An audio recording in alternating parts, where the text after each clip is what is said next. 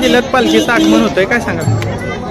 संतश्रेष्ठ ज्ञानोबा माऊलींच्या पालखी सोहळ्याचं प्रस्थान 19 तारखेला आळंदी येथून झाल्यानंतर 7 दिवसाचा प्रवास पुणे जिल्ह्यातून करून आज नीरा शिवतक्रार येथे दुपारचा विसावा घेतलेला आहे. त्यांचा प्रसाद किंवा भोजन झालेलं आहे आणि आता माऊलींचं प्रस्थान थोड्याच वेळामध्ये पुणे जिल्ह्यातून साताराकडे होतं. नीरा नदी ओलांडल्यानंतर लगेच स्नानाचा कार्यक्रम आहे. पादुका स्नान होईल, त्याच्यामध्ये वारकरीही स्नान करत असतात आणि त्यानंतर सातारा जिल्ह्यात प्रवेश केल्यानंतर पाडेगाव येथे सातारा जिल्ह्याचे पालकमंत्री नामदार सुंदरराज देसाई साहेब, त्याचबरोबर मकरंदाबा पाटील आणि जयकुमार गोरे साहेब हे इतर दोन्ही मंत्री महोदय, त्याचबरोबर सातारा जिल्ह्यातील इतर लोकप्रतिनिधी, स्थानिक सरपंच आणि त्यांचे सर्व सहकारी नागरिक हे मोठ्या उत्साहानं सर्व पालखी सोहळ्याचं स्वागत करण्यासाठी उपस्थित झाले.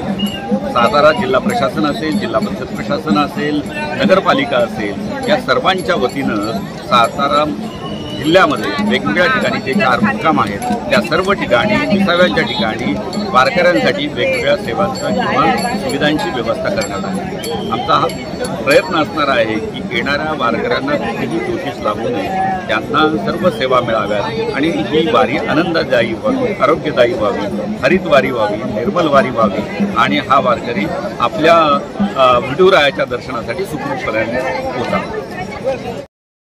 विविध ठिकाणी टँकर उभे केलेले आहेत. आपण तिथे जाऊन सर्व दिंडीच्या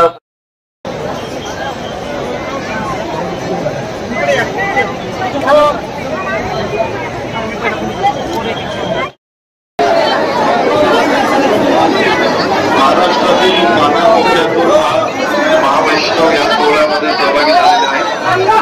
याबरोबर या सर्व सेवांबरोबर महावितरण समोर साहेब इकडे